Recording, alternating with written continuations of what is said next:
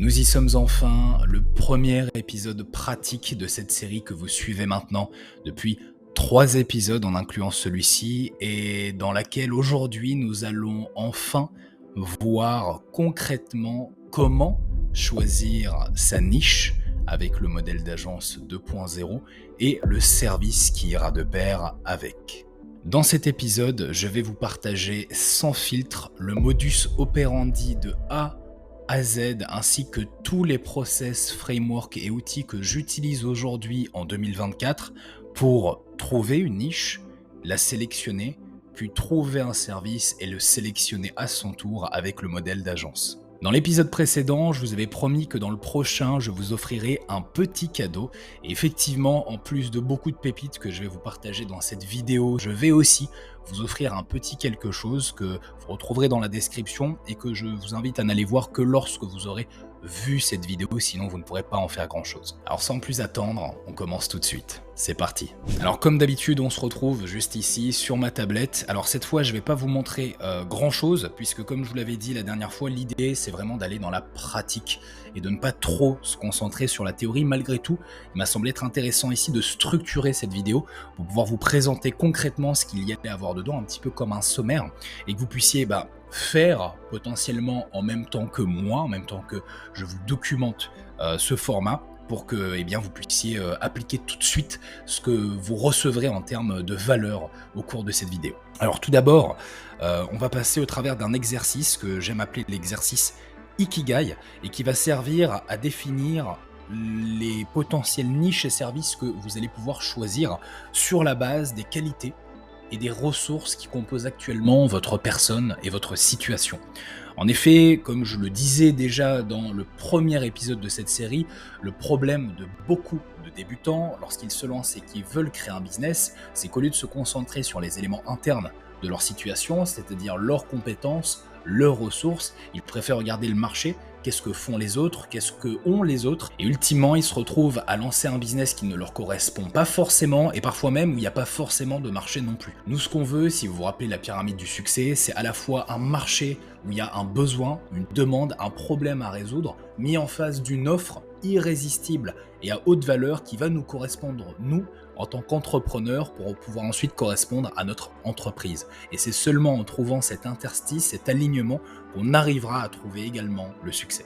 Suite à ça, on va donc effectuer la présélection des niches et des services grâce aux résultats que nous auront apporté l'exercice Ikigai qu'on aura fait précédemment. Alors ici, l'objectif, c'est bien de présélectionner, pas de sélectionner, donc de dégrossir et de trier avant de pouvoir par la suite choisir concrètement d'abord la niche, puis ensuite le service, et dans cet ordre. Parce que l'idée, c'est de trouver un service qui correspond à notre niche et non une niche qui correspond à notre service. Encore une fois, je le rappelle, un service, ce n'est ni plus ni moins que la matérialisation d'une solution que vous allez commercialiser à un problème que votre niche va rencontrer.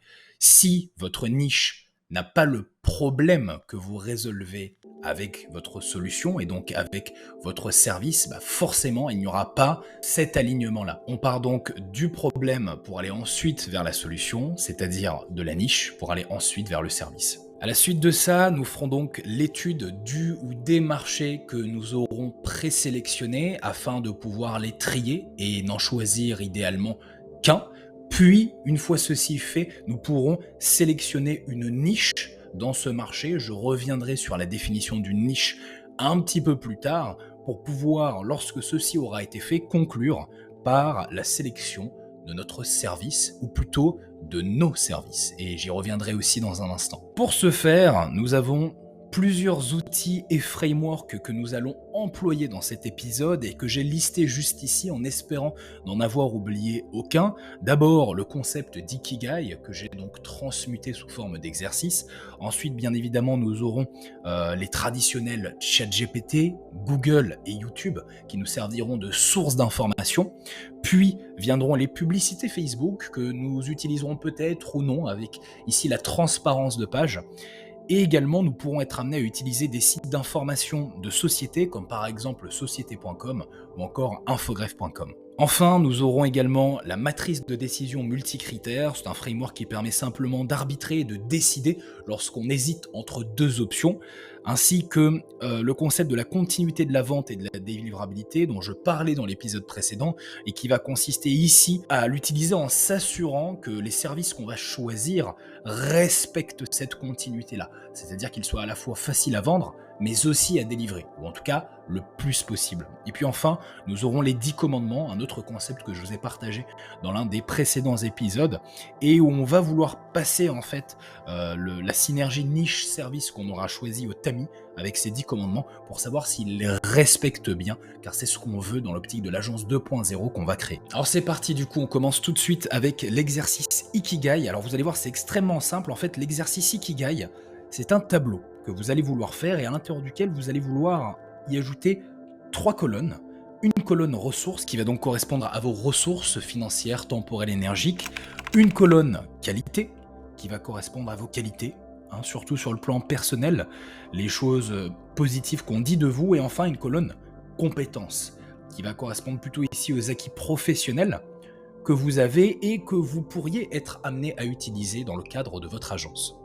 Ici, le but du jeu, ça va être de lister un maximum d'éléments dans chacune des 3 colonnes pour qu'à la fin, vous ayez une vue d'ensemble sur votre profil entrepreneurial, l'entrepreneur que vous êtes. En ayant ça, vous aurez ensuite mécaniquement une vue plus claire aussi sur l'entreprise que vous créerez et donc l'agence que vous allez développer, tant dans les niches que vous allez potentiellement choisir que les services. Vous verrez, si c'est pas clair pour vous, ça le sera beaucoup plus dans un instant. Alors pour ma part, dans mes ressources, ça va pas être compliqué. Au niveau du temps, eh bien on va dire que j'ai à peu près, alors je vais pas dire tout mon temps, mais pour ce challenge, je me donne 3 à 5 heures par jour. L'énergie, on peut dire qu'elle est infinie, ou en tout cas au moins dépendante de mon temps. Et l'argent, eh bien ici, je ne vais pas dire zéro, mais presque, puisque l'objectif, je le rappelle, de cette série, c'est de créer un business en partant de zéro et de prouver qu'il est possible, avec le modèle d'agence, de devenir indépendant financièrement sans dépenser d'argent, ou presque.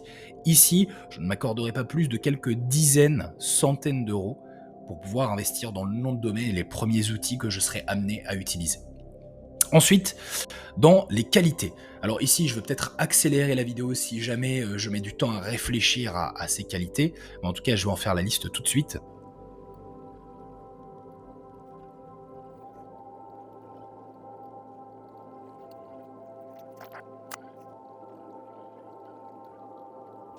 Ok, bon, je pourrais en lister d'autres, mais je pense que ce sera pas nécessaire d'en lister beaucoup plus, puis je serais pas très humble de le faire en vidéo.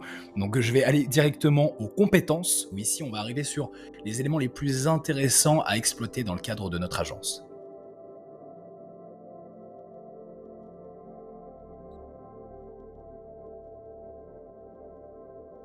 Ok, ça a été un petit peu plus long que pour les qualités, mais ici je pense avoir listé les compétences principales dans le cadre professionnel, en tout cas celles dont je pourrais avoir l'usage avec l'agence. Je me suis volontairement gardé de mettre toutes les compétences liées au Web3 dans cette liste, tout simplement parce qu'ayant été le domaine d'industrie, le marché que j'ai le plus exercé au cours de ces 3 dernières années, eh bien, j'ai trouvé que c'était tricher que de l'ajouter.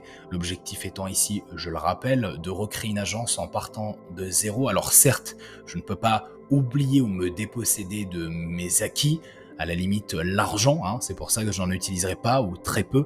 En revanche, pour mes compétences, c'est plus compliqué. Cependant, il m'a semblé être plus juste que d'éliminer toute la partie Web3 et finances décentralisées pour me concentrer sur une agence peut-être plus traditionnelle qui n'ira pas forcément sur ce marché. Ceci étant fait, nous allons pouvoir passer à la deuxième étape. Donc l'exercice Ikigai, clac, c'est fait. On va donc pouvoir passer à la deuxième étape, c'est-à-dire celle de la présélection de la niche d'abord, et puis également des services, puisque comme vous le verrez, instinctivement, je sais qu'il y a certains services qui ne pourront pas se synergiser avec certaines niches, hein. L'idée, c'est de trouver encore une fois le bon équilibre entre les deux. Donc d'abord, on va présélectionner des niches, mais en même temps, on va aussi présélectionner des services, et par la suite, on affinera pour trouver la niche et puis le service définitif de cette agence. Et c'est maintenant que nous arrivons au fameux cadeau que je vous ai promis dans le dernier épisode et dont je vous ai parlé au début de celui-ci, puisqu'effectivement, qui dit présélection de niche et de service dit tout naturellement niche et service. Et ici, ce que j'ai fait avant de préparer cette vidéo, ou plutôt en préparant cette vidéo, c'est que j'ai fait la liste de toutes les niches et de tous les services les plus rentables en 2024 et dans les années à venir. Et cette liste, je vais bien évidemment vous l'offrir gratuitement. Vous retrouverez le lien juste en dessous dans la description et elle vous permettra, si vous créez votre agence en même temps que moi ou plus tard, si vous voyez cette vidéo dans plusieurs jours, plusieurs semaines, plusieurs mois, de pouvoir avoir une liste à jour que je vais tenir à jour et que je vais améliorer, optimiser. Pour le moment, elle est assez rudimentaire, des meilleures niches et des meilleurs services sur le modèle d'agence 2.0 à choisir en 2024 et dans les années à venir. Allez, c'est parti, du coup on se retrouve à nouveau sur mon écran, donc tier list niche et services 2024. Comme vous pouvez le voir juste ici, cette liste non exhaustive répertorie les meilleures niches et services pour débutants en 2024. Elle a pour but de vous aider à avoir un début de piste complet afin de trouver la bonne synergie service-niche, je le rappelle, offre, demande, interne, externe, pour votre business. Si une niche ou un service n'est pas présent sur la liste, cela ne signifie pas forcément qu'il n'est pas intéressant.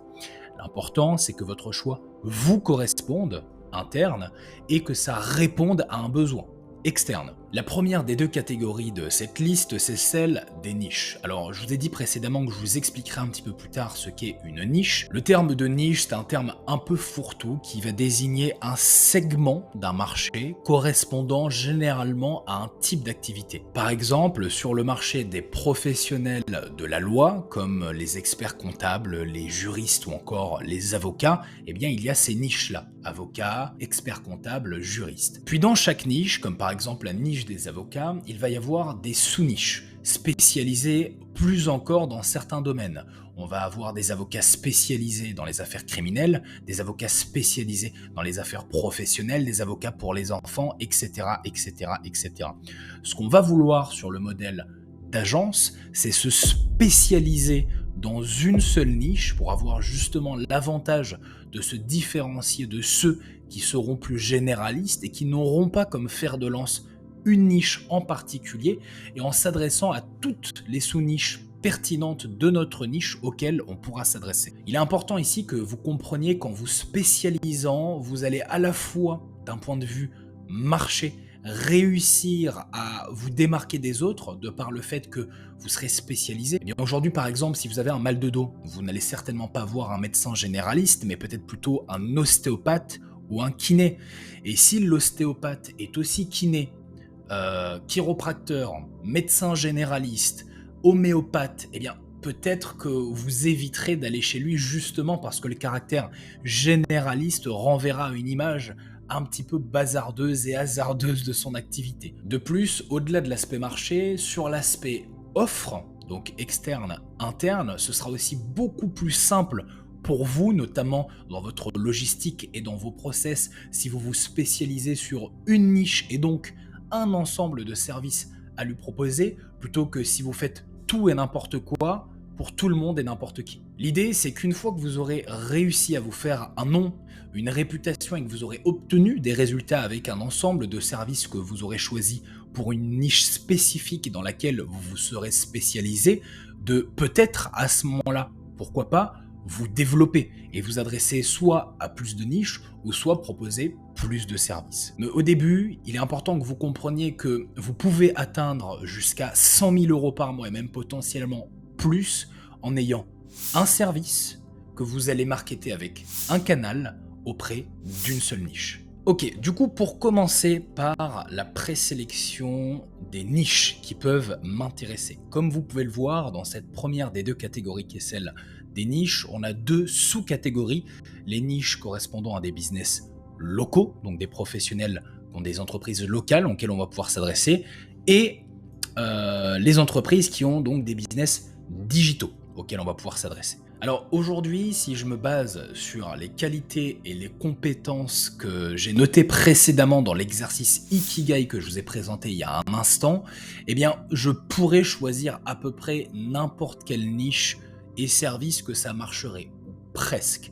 Cependant, j'ai décidé ici de m'orienter davantage aussi pour le challenge vers des business locaux. Effectivement, les business locaux ne sont pas forcément toujours les plus choisis par les débutants. Pourtant, ce sont, selon moi, les plus simples avec lesquels commencer à générer de l'argent, en tout cas pour la plupart des services que vous allez pouvoir proposer, même s'il y a toujours certaines exceptions avec les business digitaux, quand vous n'avez pas spécialement de compétences. Si vous avez des compétences ou un attrait, par exemple, pour les e-commerce, les SaaS, l'intelligence artificielle ou encore d'autres niches et services potentiels que vous pourriez intégrer à votre agence, à ce moment-là, il est évidemment plus intéressant de partir peut-être là-dedans plutôt que dans les business locaux. Cependant, pour ma part, si j'ai décidé de m'orienter davantage vers les business locaux que digitaux, c'est pas seulement pour le challenge, c'est aussi parce que je pense aujourd'hui avec les qualités qui sont les miennes, que ce sera quelque chose de plus intéressant pour une raison très simple qui est que quand vous choisissez une niche, il faut que vous essayiez, même si c'est difficile au début parce que vous n'aurez pas forcément la connaissance et la compréhension du business, de vous projeter. De vous projeter dans ce que vous allez avoir à faire et être avec vos clients. Et ensuite, les services que vous allez proposer. Par ici, je veux dire que dans mon cas, je sais être un très bon orateur et donc un très bon téléphoniste, c'est-à-dire que je suis très bon au téléphone pour animer des conversations, pour vendre, mais également pour prospecter. Et je sais que les business locaux, forcément, sont des business qu'on va pouvoir aller prospecter au téléphone plus que par mail ou encore en DM comme on le ferait notamment avec les business digitaux. Par rapport à ça donc ainsi qu'au fait que je n'ai pas forcément envie d'aller sur un terrain qui m'est favorable, c'est-à-dire le digital, eh bien j'ai décidé de sous-catégoriser en partant sur les business locaux plutôt que sur les business digitaux. Donc ici ce que j'ai fait c'est que j'ai préparé un second Google Doc à l'intérieur duquel je vais pouvoir venir copier-coller donc les niches potentielles dans la catégorie business locaux. Voilà, donc ici j'utilise la suite Google pour cette série de documentation tout simplement parce que c'est celle avec laquelle j'ai commencé à travailler dans mes premiers business et aussi parce que je considère que ce sera la plus simple pour vous qui visionnez cette vidéo. Néanmoins, l'outil que j'utilise et que je recommande aujourd'hui, c'est Notion. C'est une application tout en un de prise de notes, d'organisation, de gestion et même de marketing qui sera bien plus performante et optimale que l'est à l'heure actuelle la suite Google. Les niches ayant donc été copiées-collées, je vais maintenant commencer la présélection. Alors ici, ce que je vais faire et que je vous invite à faire aussi, c'est voir d'affinité instinctivement toutes les niches avec lesquelles vous n'envisageriez pas de travailler. Et c'est ce que je vais faire tout de suite et les éliminer en ne gardant vraiment que les 4-5 niches potentiellement intéressantes pour moi pour faire un premier dégrossissage.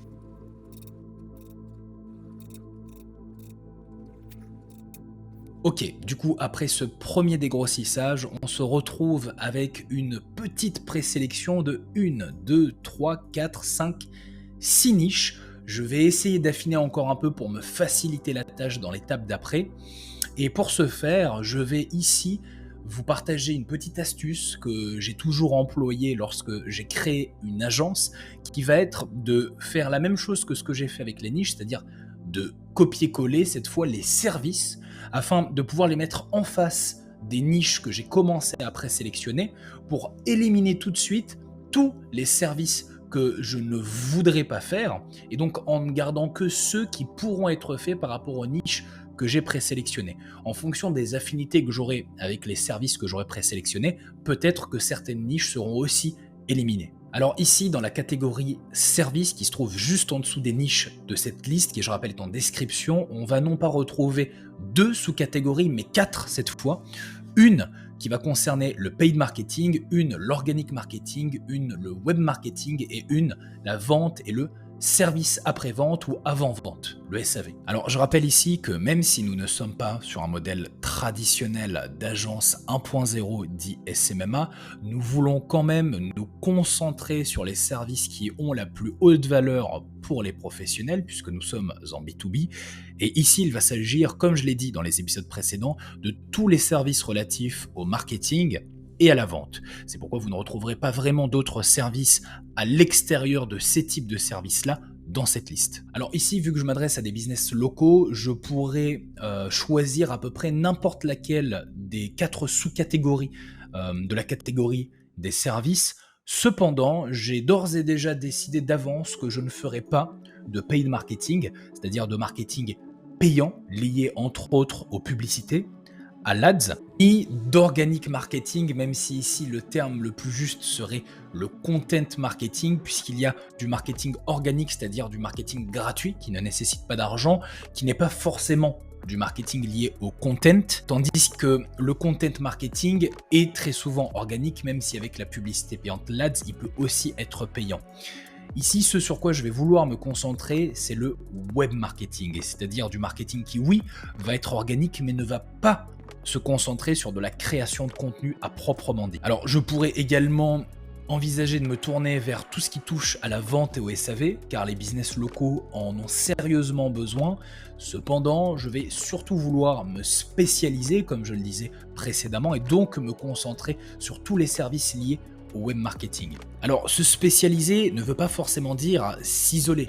L'objectif, c'est pas que vous choisissiez un service, que vous proposez à une seule niche. L'objectif, c'est plutôt que vous choisissiez une seule niche, à l'intérieur de laquelle, comme je le disais, vous allez pouvoir vous adresser à un ensemble de sous-niches, et que vous fassiez à peu près la même chose pour le service, en choisissant un service maître, mais autour duquel vous pourrez venir faire graviter plusieurs sous-services complémentaires. Je vais donc venir copier cette sous-catégorie qui est celle qui m'intéresse le plus, et je reviendrai éventuellement sur les autres si je veux implémenter d'autres sous-services autour du service maître que je vais choisir dans cette dernière. Ok, alors ce qui me saute tout de suite aux yeux, c'est que pour la niche des marchands de montres, je vois difficilement comment résoudre l'un de leurs problèmes avec du web marketing. Alors on pourrait bien évidemment envisager du SEO, de la création de sites web ou du funnel building. En revanche, ce n'est pas forcément le type de professionnel auquel j'ai envie de m'adresser, ni celui pour lequel ce sera le plus pertinent de proposer des services autour du web marketing. J'aurais plutôt vu ici de la publicité payante ou encore peut-être mieux de la publicité gratuite avec le content organique sur les réseaux sociaux. Ceci étant dit, je vais donc procéder également à une présélection de mes services pour dégrossir rapidement et enlever tous ceux qui ne m'intéressent pas, en m'assurant que ceux qui restent puissent bel et bien résoudre un problème auprès des niches que j'ai présélectionnées, puisque je le rappelle, c'est important de faire quelque chose qui vous plaît, idéalement qui vous passionne, mais avant tout, vous devez quand même résoudre un problème. Et pour ça, vous ne voulez pas choisir juste un service qui vous plaît et essayer de le mettre en face d'une niche, mais bel et bien choisir la niche et ensuite choisir le service. Ici, je vais donc éliminer tout de suite le graphic design, car c'est quelque chose qui ne m'enchante pas forcément. Tout ce qui va être lié à l'IA Marketing Automation, parce que bien que ce soit joli sur le papier et que ça fasse rêver certains, c'est pas forcément ce qu'il y a de plus pertinent à l'heure actuelle, je pense, pour des business locaux. Je vais également retirer toute la partie funnel building, puisqu'ici il s'agira davantage de créer des sites web si je décide de faire du marketing web, puisque je n'aurai pas, comme avec de l'ADS par exemple, ou du content organique, un funnel à créer de toutes pièces. Pareil pour le copywriting, je suis pas sûr que ce soit ce qu'il y a ici de plus pertinent. Et comme vous pouvez le voir, on se retrouve donc avec une liste de 5 niches et 5 services potentiels à proposer. Alors pour moi, on est encore sur quelque chose de trop grossier et j'aimerais ici pouvoir éliminer un maximum de niches, si ce n'est de services, pour pouvoir simplifier le travail d'étude de marché que je vais faire dans un instant. Alors instinctivement, j'enlèverai les chirurgiens esthétiques parce que je sais que même si ça peut être une niche juteuse et très intéressante, c'est aussi une niche qui peut être compliquée sous certains aspects, notamment à cause du fait qu'il est difficile de faire de la publicité pour les professionnels de santé en France. Dans d'autres pays ou d'autres continents comme l'Amérique du Nord notamment, eh bien forcément c'est plus simple et beaucoup moins contraignant. C'est pourquoi on voit beaucoup plus de publicité que ce qu'on en voit de notre côté. Également, même si le sport m'intéresse, je ne me vois pas spécialement travailler avec des gérants de salles de sport, non pas que les gérants de salles de sport ne m'intéressent pas, mais plutôt que c'est une niche qui intéresse trop de monde en l'occurrence, et même si je pense que les marchés, les niches saturées n'existent pas, je préfère encore m'orienter vers quelque chose de similaire mais de peut-être un petit peu moins sexy qui va moins intéresser, plutôt que de vers quelque chose d'un peu plus sexy qui va un peu plus intéresser. À peu près la même chose pour les agences IMO.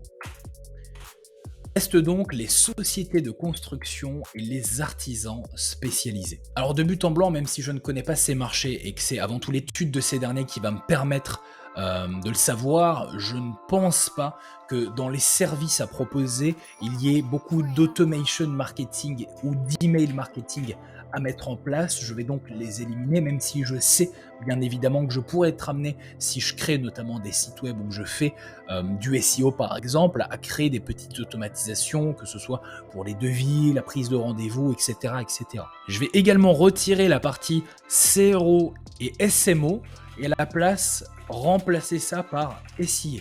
Alors, CRO, le Conversion Rate Optimization, comme j'en parle dans la précédente vidéo, c'est surtout un service qu'on va proposer à des business en ligne, notamment des e-commerce ou des SaaS, pour optimiser le taux de conversion de leur site internet. Ce qui signifie qu'ils doivent vendre des produits sur leur site internet. N'étant pas le cas des business locaux, particulièrement avec les niches que j'ai choisies, c'est tout naturellement que j'enlève ce service. Quant au SMO, même si c'est un petit peu différent, c'est à peu près la même chose. À la place, je préfère remplacer ça par du SIA. Le SIA est à l'inverse du SEO, Search Engine Advertising, là où le SEO est le Search Engine Optimization, un moyen de faire du marketing de façon payante, là où le SEO est un moyen de marketing gratuit. Et même si j'ai dit précédemment que je n'envisageais pas de faire de publicité, si je ne voulais pas faire de publicité, c'est surtout par rapport au fait que je ne veux pas faire de contenu d'ads, de créative.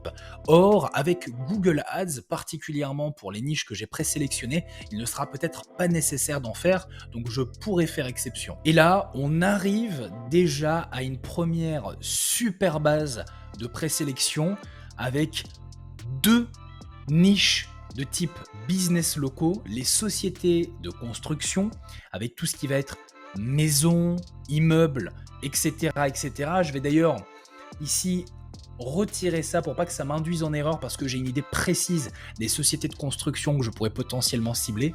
Il s'agirait vraiment ici des constructeurs de maisons, d'immeubles et d'autres biens potentiellement prestigieux, etc., etc. Quant aux artisans spécialisés, même chose, ça va être tous ceux qui vont faire de l'artisanat en auto-entreprise, les auto-entrepreneurs, les indépendants. Donc on va plutôt mettre les très petites entreprises, les TPE, les PME, petites et moyennes entreprises, et les entreprises de taille intermédiaire à la limite. Quant aux services qui se trouvent être en face, eh bien je pense que autant les sociétés de construction que les artisans spécialisés ont besoin d'être référencés sur les moteurs de recherche, et donc une stratégie de web marketing, qu'elle soit en SEO ou en SIA, pourrait être intéressante. Il y en a sans doute une des deux qui est meilleure, et ça va justement être l'idée de rechercher et de faire cette étude de marché que de savoir laquelle. Et pareil, le web design va aller de pair, ça revient à ce que je vous disais tout à l'heure, il vous faut un service maître, mais autour de ce service, il vous faut plusieurs sous-services qui peuvent potentiellement bien se synergiser pour que lorsqu'on créera l'offre dans l'un des prochains épisodes, vous puissiez avoir quelque chose qui apporte le maximum de valeur en étant concentré sur une chose, mais en faisant aussi d'autres complémentaires et cohérentes pour que vous puissiez aussi en retirer un maximum de profit. Enfin, la partie e-réputation et reviews optimization me semble être aussi de plus en plus intéressante, notamment avec le développement croissant de Google My Business. Vous savez, c'est la fiche d'établissement Google que vous retrouvez maintenant sur tous les professionnels avec Google Maps, etc. Et je pense que ça peut être quelque chose de très intéressant à étudier et à explorer dans le cadre de mon étude de marché. On est reparti sur l'écran de mon iPad où on va pouvoir valider ici la deuxième étape de ce process, c'est-à-dire la présélection des niches et services. On passe donc à la troisième étape de ce plan d'action, à savoir celle de l'étude de marché. Cette étape est à la fois la plus longue, mais également la plus fastidieuse à vous documenter. Je vais donc essayer d'être le plus clair, le plus concis et le plus concret possible dans mes explications, mais je vais sans doute passer beaucoup de moments, faire beaucoup d'ellipses, de cuts, et ne vous montrer que l'essentiel. Comme vous le verrez, le but de cette étape va être de recouper un maximum d'informations sur là ou les niches que vous avez présélectionnées pour savoir concrètement, 1, dans laquelle vous allez vous lancer, et 2, quel service vous allez pouvoir lui proposer par rapport aux problèmes que cette niche va rencontrer. Ici, on va vouloir s'aider de toutes les ressources à notre disposition pour pouvoir faire un maximum de recherches. Google, YouTube, les sites de société, société.com, Infogreffe, mais par-dessus tout, il y a un outil en particulier qui va nous aider plus que les autres, c'est ChatGPT. ChatGPT, c'est un petit peu la version 2.0 de Google et elle va intégrer tout ce que vous allez pouvoir trouver dessus, mais également sur YouTube, ainsi que sur tous les sites que compose l'Internet d'une certaine façon, et même si les réponses ne sont pas parfaites, elles seront largement plus pertinentes que la plupart de celles que vous pourrez trouver ailleurs. Le secret, comme vous le verrez, c'est simplement de poser les bonnes questions à ChatGPT en utilisant les bons prompts, et ici, même s'il en existe des préfaits, ce qu'il faut c'est simplement donner le maximum d'informations possible en lui faisant nous poser des questions et en le faisant se mettre à notre place. Cette séquence risque de durer plusieurs heures, je vais donc, comme je l'ai dit, faire des cuts, vous montrer l'essentiel, juste les moments et les étapes importantes de ce process pour que vous puissiez en quelques minutes seulement voir le condensé le plus qualitatif possible de l'étude de marché afin que vous sachiez comment la faire de la meilleure des façons. Alors tout d'abord, ce que je vais vouloir faire dans le cadre de cette étude de marché, c'est de m'orienter vers les niches, puis les services. Puisque comme je le disais, on choisit d'abord la niche, ensuite les services. L'idée, ça va donc être de s'appuyer de tous les outils que je vous ai partagés, notamment entre autres ChatGPT, pour pouvoir à nouveau dégrossir, récolter un maximum d'informations et ensuite aller vers les services. Une petite astuce que j'aimerais vous partager si tout comme moi vous vous orientez vers des niches de type business locaux, c'est d'orienter votre étude de marché via un secteur en particulier, c'est-à-dire une région, un département ou encore une ville. L'idée de faire ça, ça va être non seulement de faciliter votre recherche, votre étude, notamment avec ChatGPT, en posant des questions qui vont être orientées et ciblées uniquement sur la région, le département ou la ville que vous aurez choisi, mais également de reprendre ce principe de spécialisation en vous concentrant sur une ville, un département ou une région et en faisant votre fer de lance. L'idée, c'est de devenir la référence dans ce secteur avec votre agence et ensuite de vous développer. Parce qu'ici, en effet, l'erreur à ne surtout pas commettre, c'est de vouloir s'adresser à tout le monde en ciblant par exemple tous les professionnels de la niche que vous aurez sélectionné dans toute la France et au final de se priver de l'avantage de taille d'être spécialisé dans un secteur et de ne pas pouvoir utiliser cet argument comme levier notamment en appel de vente pour dire que vous êtes le meilleur aussi et surtout parce que vous l'êtes dans la région dans laquelle vous travaillez. La plupart du temps, quand on essaye de toucher tout le monde, on finit par ne toucher personne. Si vous ne savez pas par quel secteur géographique commencer, je vous conseillerais tout simplement de commencer par le secteur géographique dans lequel vous vivez. En effet, ce sera le plus simple pour vous parce que c'est celui que vous connaîtrez sans doute le mieux. Pour ma part, je ne vis plus en France depuis près d'1 an, puisque je me suis expatrié au Portugal et je vis un petit peu partout dans le monde. Et donc, ce que j'ai décidé de faire, c'est tout simplement de m'adresser au secteur géographique en France, puisque c'est la France que j'ai décidé de cibler, même si sur le modèle d'agence on peut cibler plein d'autres pays, mais je présume que vous êtes sans doute français si vous regardez cette vidéo, donc c'est sans doute le secteur géographique vers lequel vous voudrez aller, même si le Luxembourg, la Suisse, le Canada ou encore la Belgique peuvent être tout à fait envisageables si vous êtes francophone ou même si vous êtes français. Et donc celui que j'ai choisi, c'est celui pour ma part de la Haute-Savoie, puisque c'est la dernière région dans laquelle j'ai vécu en France avant de partir, et donc celle que je considère comme étant la plus intéressante vers laquelle m'orienter. Je vais donc utiliser pour commencer ChatGPT et lui donner un maximum d'informations me concernant et concernant mon agence pour créer un prompt qui va lui permettre de me donner tous les éléments dont je vais avoir besoin pour sélectionner une des 2 niches que j'ai présélectionnées.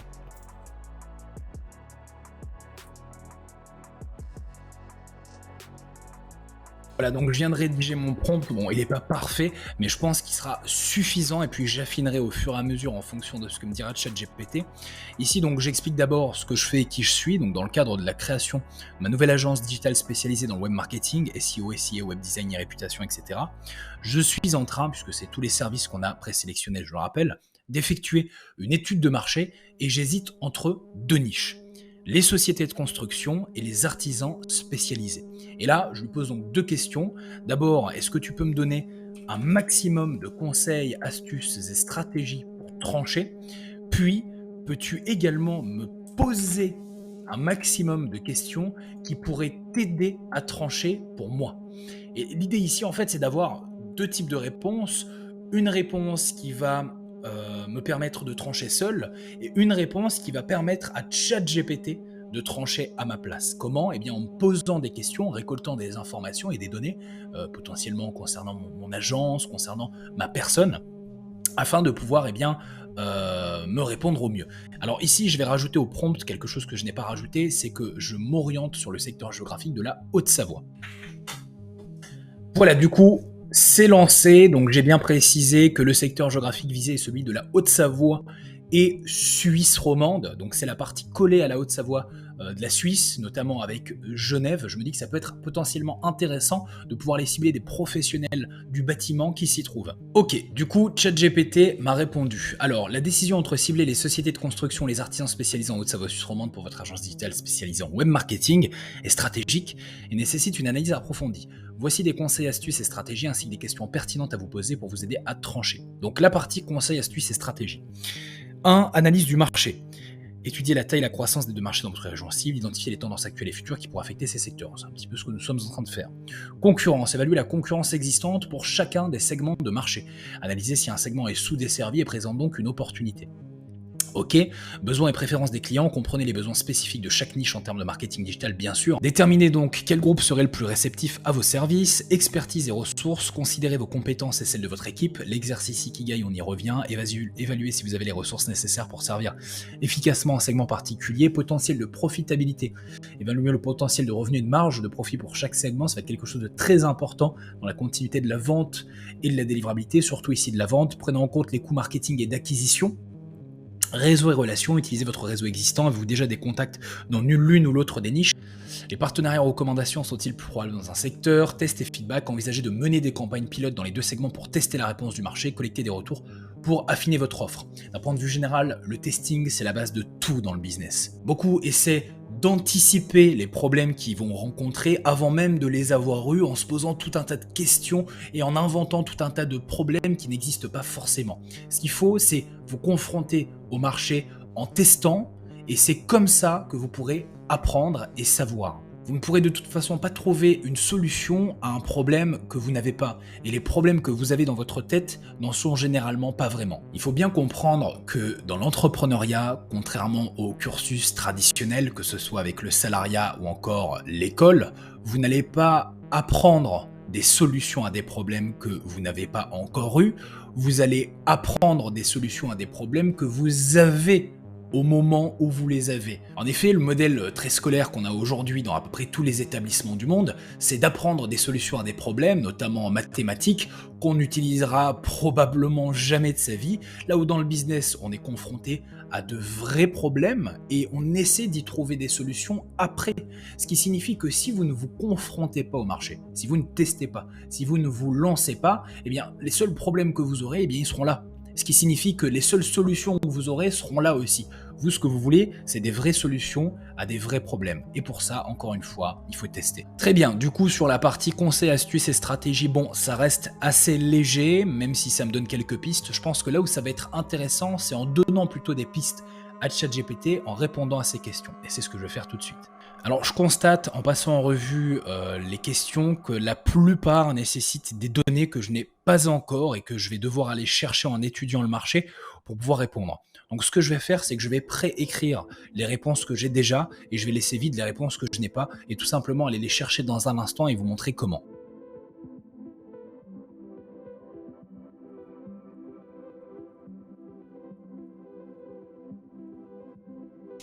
Ok, du coup, j'ai réussi à répondre étonnamment à la plupart des questions en y réfléchissant un minimum et en faisant preuve d'un minimum de bon sens. Et je pense que si vous partez dans une niche que vous connaissez un minimum, même si c'est pas forcément mon cas pour le coup ici, eh bien vous trouverez ces réponses-là. Pour le coup, les questions que ChatGPT m'a posées ne sont pas non plus très compliquées. Néanmoins, il y en a quand même 3 auxquelles je n'ai pas su répondre, à savoir la question numéro 4, 8 et 9, qui sont: quel segment a le moins de concurrence en termes de services de marketing digital, et ça c'est ce qu'on va aller voir dans un instant. Quel segment est le plus susceptible de bénéficier de mes services spécifiques, c'est-à-dire les services que j'ai présélectionnés, comme vous l'avez vu, que ce soit le SEO, le SIA, le web design ou l'e-réputation. Et enfin, quelle niche offre le meilleur potentiel pour des relations à long terme avec les clients? Alors quand vous faites une étude de marché, il existe énormément de moyens de pouvoir aller espionner vos concurrents et analyser vos potentiels clients, que ce soit en utilisant les réseaux sociaux, notamment comme je le disais précédemment avec la transparence de page sur Facebook qui permet de voir les publicités en cours des professionnels que vous avez ciblés. Vous pouvez également faire votre recherche via d'autres réseaux sociaux comme par exemple Instagram ou encore TikTok si les niches et services que vous avez présélectionnés s'y prêtent, notamment si vous vous êtes orienté vers du content marketing, du marketing organique auprès de niches peut-être dans le business en ligne. Vous pouvez également vous servir de YouTube qui est un excellent outil et surpuissant en y tapant certains mots-clés. Un que je vous donne et qui est sans doute le meilleur à utiliser, c'est sans doute celui du Case Study Marketing. Vous rentrez le nom de votre niche. En tapant ces mots-clés, donc Marketing Case Study, puis le nom de votre niche, ou étude de cas marketing, puis le nom de votre niche, vous pourrez voir, que ce soit sur Google d'ailleurs, mais aussi et surtout sur YouTube, des potentiels vidéos d'autres agences ou alors des professionnels eux-mêmes qui ont obtenu des résultats avec des services liés au marketing digital, et vous saurez en fonction des études de cas lesquels sont ces services et potentiellement réaffiner ceux que vous aurez présélectionnés. Bref, comme vous l'avez compris ici, l'idée c'est en fonction de votre niche et des services que vous aurez présélectionnés d'utiliser des outils et des sources adaptées. Dans mon cas, vu que j'ai décidé de m'orienter vers du web marketing pour les business locaux, eh bien c'est tout naturellement que je vais utiliser Google comme source d'information en plus de ChatGPT. On va donc se rendre sur notre bon vieux Google où je vais utiliser comme base de recherche ces 3 fameuses questions auxquelles je n'ai pas pu répondre, à savoir pour commencer quel segment a le moins de concurrence en termes de services de marketing digital. Alors pour savoir ça, vu que nous on va partir vers du web marketing, eh bien il faut aller tout simplement commencer par le site web de nos clients potentiels. Je vais donc taper des mots-clés simples et assez généraux ici, pas besoin d'aller trop dans la précision, type société de construction Haute-Savoie, puisque c'est le secteur géographique de la niche que je vais cibler. Ici, on va donc pouvoir voir via plusieurs annuaires, page jaune, vérif, Ruby Payer, et enfin, surtout, je pense, c'est ça qui va être intéressant, Google Maps, toutes les entreprises de ce secteur. Alors là déjà on voit pour commencer qu'il y en a 2 qui sont sponsorisés, donc qui font de la publicité Google, Google Ads on peut le voir juste ici, et qui ressortent donc première dans la liste de recherche des sociétés de construction en Haute-Savoie. On pourra faire le même exercice tout à l'heure en Suisse romande. Alors j'ai fermé les pages qui ne me seront pas utiles et très pertinentes, à savoir celle-ci et celle juste avant, et j'ai vraiment gardé l'essentiel. À vrai dire, je vais même garder juste Google, parce qu'ici l'idée c'est pas d'essayer de trouver toutes les réponses à nos questions. Encore une fois, comme je l'ai dit, les solutions aux problèmes on les trouvera quand on les rencontrera. Ici l'idée c'est plutôt de créer une hypothèse qui va former la base de la niche qu'on va choisir et des services qu'on va pouvoir proposer dans l'offre qu'on va par la suite créer. Comparativement, encore une fois, à ce qu'on peut enseigner, y compris dans les écoles business ou les écoles de commerce, les réponses, on les trouvera pas avec cette hypothèse qu'on va faire dans la théorie avec cette étude de marché, on les trouvera bel et bien sur le marché, en testant, en confrontant notre offre, en ayant au téléphone des professionnels pour voir s'ils sont potentiellement intéressés, si ça répond vraiment à un problème, les services et solutions qu'on va pouvoir leur proposer. C'est pourquoi je tiens ici à aller à l'essentiel, à être 80-20, respecter la loi de Pareto en allant concentrer mes efforts sur ce qu'il va y avoir de plus important mais aussi de plus rapide à faire sur la partie théorique pour passer le plus rapidement possible à la pratique. Ici, c'est donc, comme je le disais, sur Google qu'on va se concentrer en allant tout simplement visiter les sites web de la plupart des constructeurs, des sociétés de construction en Haute-Savoie pour commencer. Puis, on fera la même chose en Suisse romande et puis après avec les artisans spécialisés. Alors, ça va faire un peu plus d'une heure que je passe en revue les sites des sociétés de construction et la première chose qui m'a sauté aux yeux, et je pense elle vous sautera sans doute aux yeux aussi, eh bien c'est la qualité de leur site qui pour la plupart est relativement moyenne, pour ne pas dire médiocre. Et ici, ce sera très clairement un véritable problème qu'on sera amené à pouvoir résoudre. Alors également quelque chose dont je me suis aperçu en faisant le même exercice pour la région suisse romande, et c'était la même chose en Haute-Savoie, c'est que sur la question de la concurrence sur le marketing digital, bien qu'il y ait un petit peu de SIA, il n'y en a pas tant que ça. Alors ici, cela peut s'expliquer par deux raisons. Soit cela signifie qu'il n'y a pas de concurrence, et dans ces cas-là, il y a ce qu'on appelle un océan bleu, c'est-à-dire un marché potentiellement à servir en proposant ce type de service. Soit ça veut dire qu'il n'y a pas vraiment de problème à résoudre, et donc naturellement pas de solution à commercialiser. Également, ce dont je me suis aperçu, c'est que dans la recherche Google, quand on tape les mots-clés que taperait sans doute des clients de cette niche, même si pour le coup, comparativement aux artisans spécialisés, je ne suis pas sûr qu'ils passent par Google, bien que je pense quand même que ça devrait être au moins en partie le cas, eh bien, on peut voir qu'ici, le SEO ne semble pas être le service le plus pertinent à proposer, en tout cas s'il est fait sur du site web.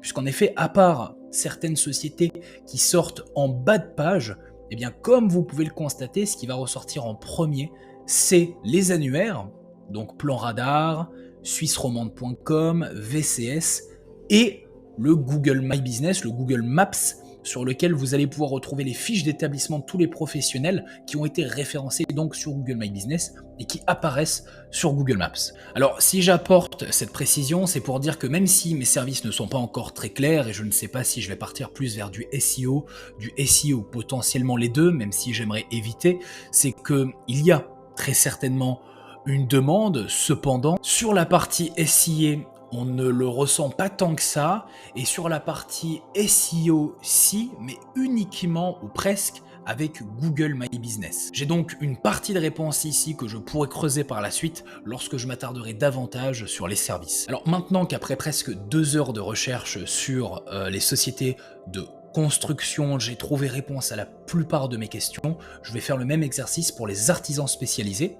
Donc on va retourner sur Google,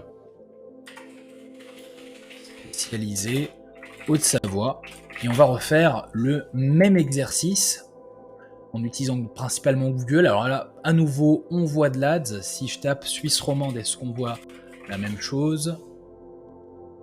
Artisan spécialisé Suisse romande. Alors, il serait peut-être plus pertinent ici de préciser, de mettre électricien par exemple, même si encore une fois, ça sera sans doute qu'une des sous-niches auxquelles on va pouvoir s'adresser dans la niche à laquelle on va s'adresser. Je pense qu'il n'y aura pas de grande différence entre un électricien, un plombier dans les besoins et dans les problèmes à résoudre, même si dans certaines niches, il peut y avoir un écart plus grand entre les sous-niches qui s'y trouvent. Et donc là, à nouveau, toujours, vous voyez ces pages annuaires. Alors, on voit quand même ici, en Suisse romande, certains professionnels qui ressortent avec leur site, mais on a quand même beaucoup plus de sites annuaires. Et après, toujours l'éternel Google My Business. Cette fois, on n'a pas de Google Ads. C'est intéressant à noter. Et si je retourne en Haute-Savoie, même chose. On a des sites annuaires, page jaune, travaux.com. Et sur la partie Google My Business, pareil, toujours pas de Google Ads. Alors le fait qu'il n'y ait toujours pas de Google Ads dans les recherches que je fais sur ces deux niches commence à m'interpeller. Parce qu'effectivement, je me dis que soit il n'y a pas de demande, pas de problème à résoudre, ce qui me paraît assez étonnant, soit il y a une véritable opportunité et un marché à prendre, dit comme je le disais précédemment, océan bleu, dans ce secteur géographique. On va donc à nouveau analyser les sites web de ces professionnels. On va commencer par les électriciens. Ok, alors à nouveau, comme vous pouvez le voir à l'écran, des sites pas du tout optimisés, et j'avoue que ça ne m'étonne pas tant que ça dans ces secteurs d'activité. On a vraiment peu de cohérence, aucune structure qui a été travaillée en termes de conversion, de vente. Et même s'ils ne vendent pas de produits directement sur leur site, eh bien, je pense que pour avoir des rendez-vous et des devis, ça va être assez compliqué. Bon, on a certains sites voilà, qui se démarquent un petit peu, sortent un peu du lot, mais ça reste quand même très très peu optimisé. Voilà, on a vraiment des sites dignes du début des années 2000. Et également, ce que j'ai pu constater dans le cadre de ma recherche, c'est que les sous-niches de la niche des constructeurs, des sociétés de construction, sont beaucoup moins nombreuses que les sous-niches des artisans spécialisés.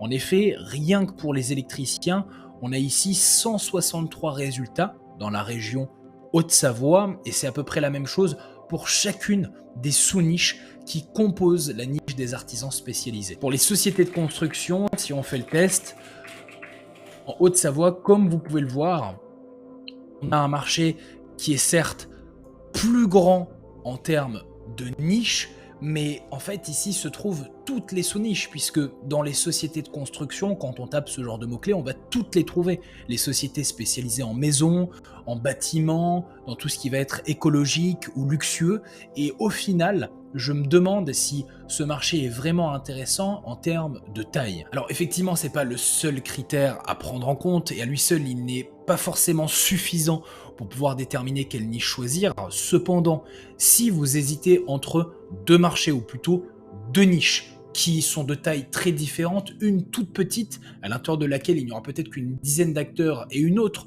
où il y aura des milliers d'acteurs, eh bien, il y a de très grandes chances que ce soit plutôt la grande niche vers laquelle vous voudrez vous orienter. Forcément, plus votre marché est grand, et plus cela signifie qu'il est en expansion, en croissance, qu'il y a donc une demande de par les clients des prestataires de ce marché. Mais en plus de ça, le fait que le marché soit plus grand vous offre aussi la possibilité à vous d'avoir plus de clients. Et même si avec le modèle d'agence à terme, idéalement, on veut pouvoir travailler avec un minimum de clients qu'on va pouvoir facturer le plus cher possible, au début, pour pouvoir faire de la prospection sur un volume suffisamment grand, il est important d'avoir suffisamment de prospects. Alors, encore une fois, on se retrouve juste après une petite ellipse pour que je puisse vous partager un petit quelque chose qui me semble être intéressant. Alors là, je suis sur les plombiers de Suisse romande, et j'ai constaté que, comme pour à peu près n'importe quel autre artisan spécialisé de n'importe quelle région, bon ici en l'occurrence il n'y en a pas beaucoup, mais il y a un véritable intérêt à être bien positionné sur Google My Business, sur Google Maps. Ah là on en a tout de suite plus. Tout simplement parce qu'en fait, en tant que client, encore une fois, en refaisant cet exercice de me mettre à la place du client de mon client, eh bien, je me dis que tout naturellement, si le professionnel est bas ou mal noté, il aura forcément beaucoup moins d'appels, beaucoup moins de devis, de rendez-vous et donc de clients que s'il est bien noté et s'il a de nombreux commentaires. Je pense que vous ne me contredirez pas si je vous dis que vous et moi sommes les premiers lorsque nous avons besoin d'aller au restaurant ou encore chez le coiffeur par exemple, à regarder les avis, les étoiles sur Google.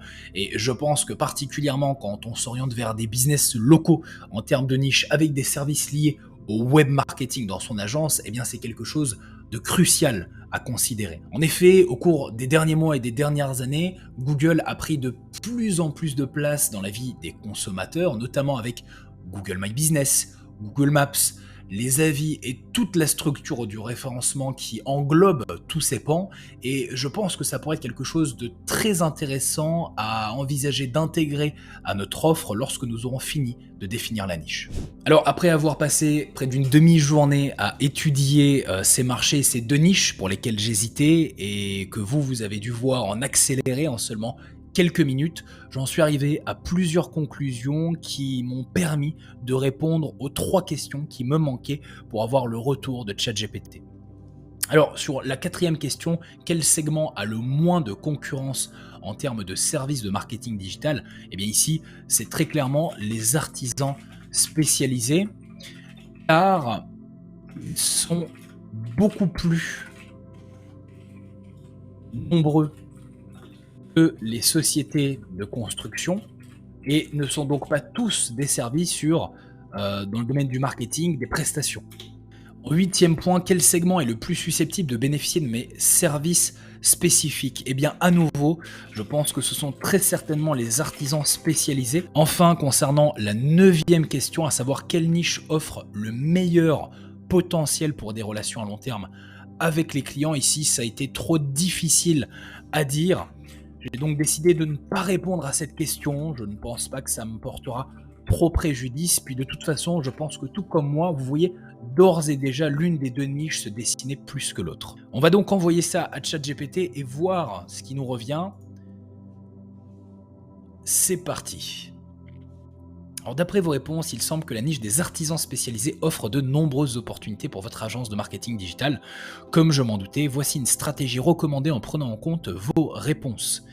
Alors, développer une proposition de valeur unique pour les artisans spécialisés, une PVU. Ensuite, offre de services sur mesure, proposer des services de SEO pour améliorer le référencement naturel des artisans, crucial pour une visibilité durable. Offrez des services de SIA pour des résultats plus rapides en mettant l'accent sur la rentabilité des ciblages précis. ChatGPT ne m'aide pas.